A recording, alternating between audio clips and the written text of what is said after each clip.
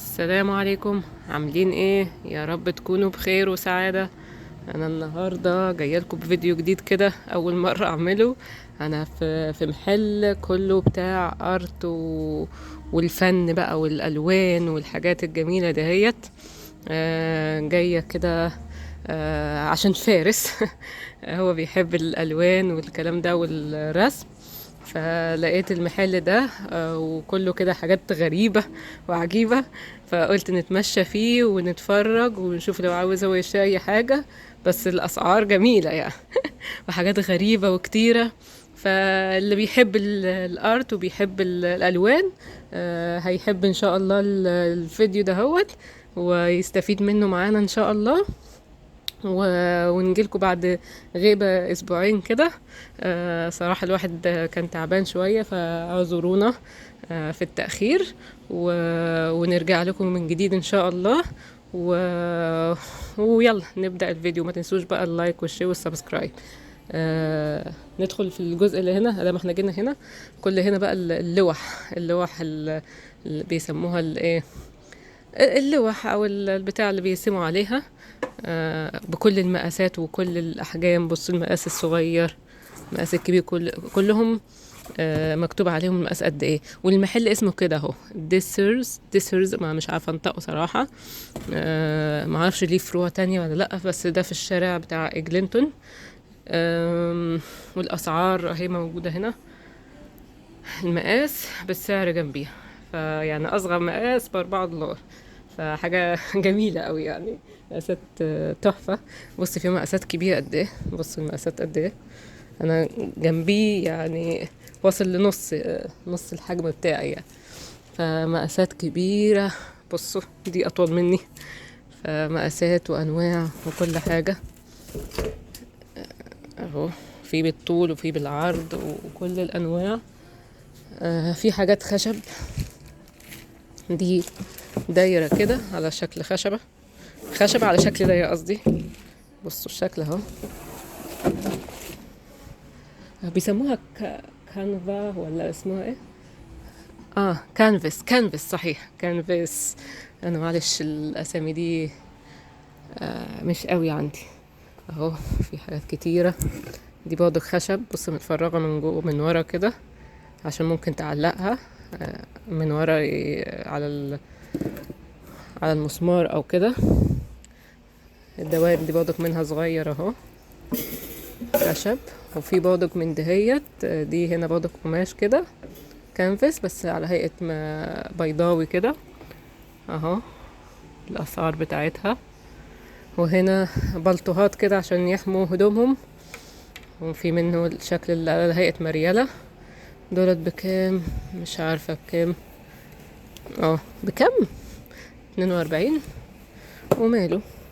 وفي انا شفت المكنة دهيت اللي هي اللي بيعملوا لما بيعملوا كلاي، لما بتعملوا الكلاي اللي هو الطمي، لما بيعملوا الاشكال القلل مش قلل الحاجات اللي بتتعمل بالطمي وبالحاجات دهيت.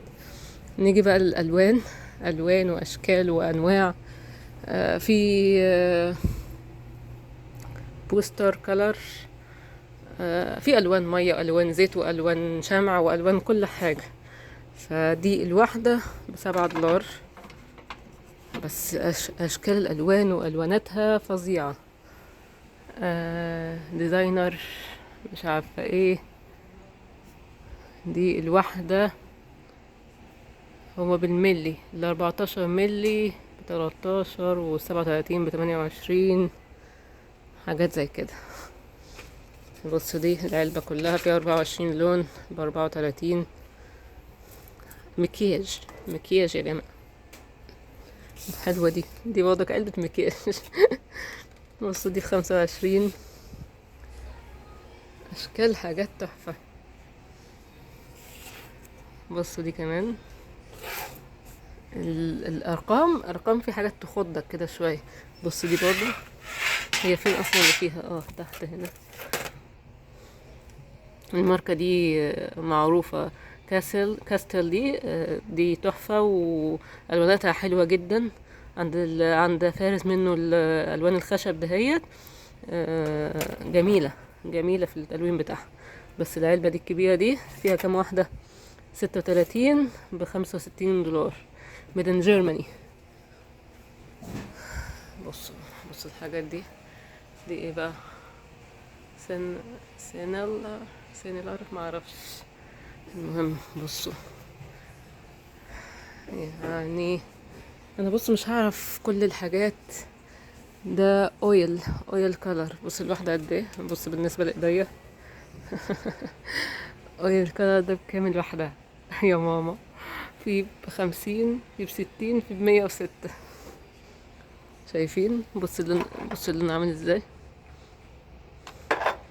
مش عارفة الاويل كولر ده بيرسموا بيه على ايه. في الالوانات دي بصوا، دي انا دي استغربتها. بص البتاع دي نفسها بتشتريها بالله ونص، القلم نفسه، وبعدين بتشتريله ده اهو.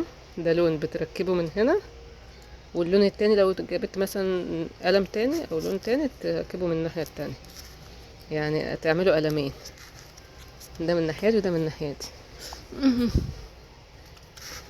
فكل واحد الواحد بكام اصلا مش عارفة بقى كل واحد بكام، بس هو العلبة نفسها زي ما انتوا شايفين كده.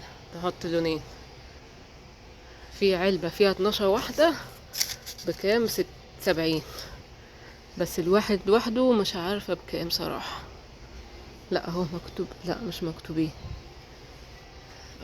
الواحد ب4، 3.5، يعني 3.5 و3.5، 6، 7، وده 8.5. يعني الواحد بيقف ب9 دولار بعد الضرايب، اقول 10 دولار. القلم هيقف ب10 دولار. دي برضك الأقلام الرصاص دهيت نفس الماركة اللي قلتلكوا عليها، دي جميلة جدا.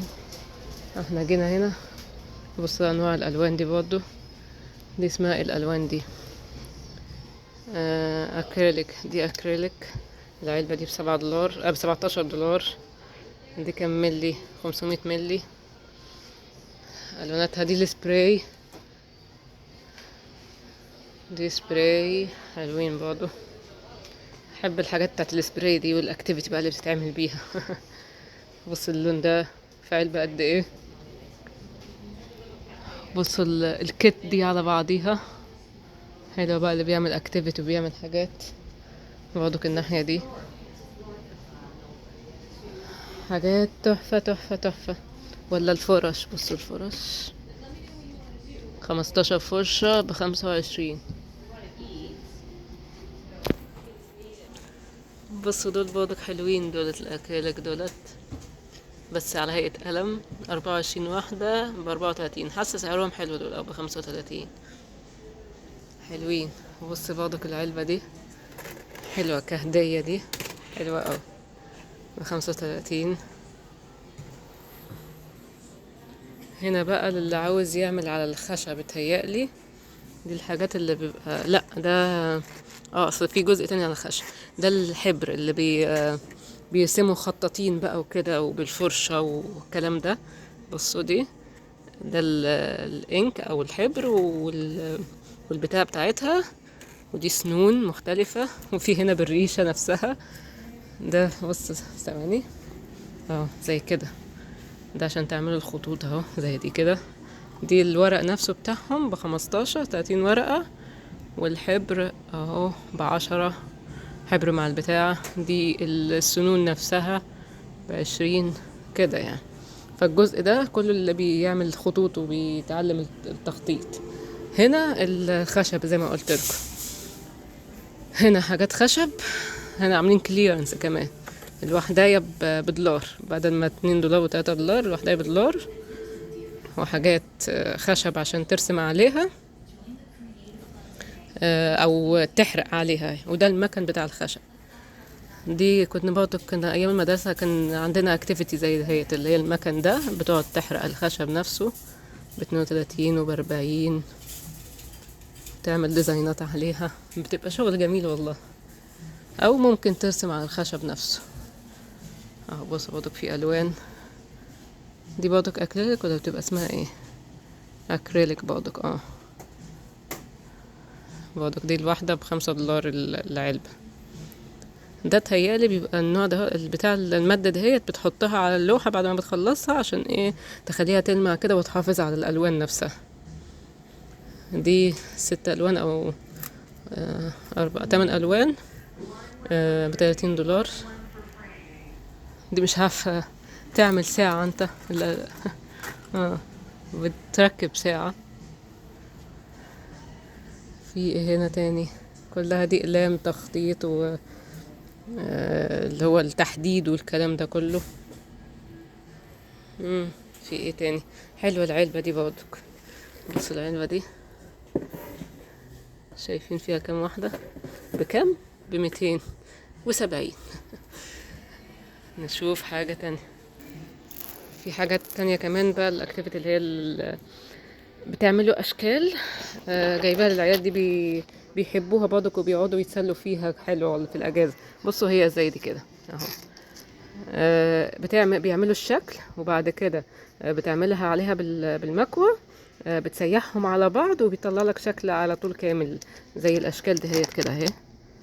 الاشكال اللي فوق دي انا عاوزه اجيب حاجه واضحه كلها. يعني انت بتركبها على اللوحه دي وبعد كده بتعملها بالمكوى يثبت الشكل كله مع بعض. بصوا زي دي كده اهو الخطوات اهي. فبتبقى حلوه لكل السنين يعني كل الاعمار. عندي من اول مثلا 6 سنين و5 سنين واكبر بيحبوا يعملوها. دي الحاجات الكلي او الصلصال.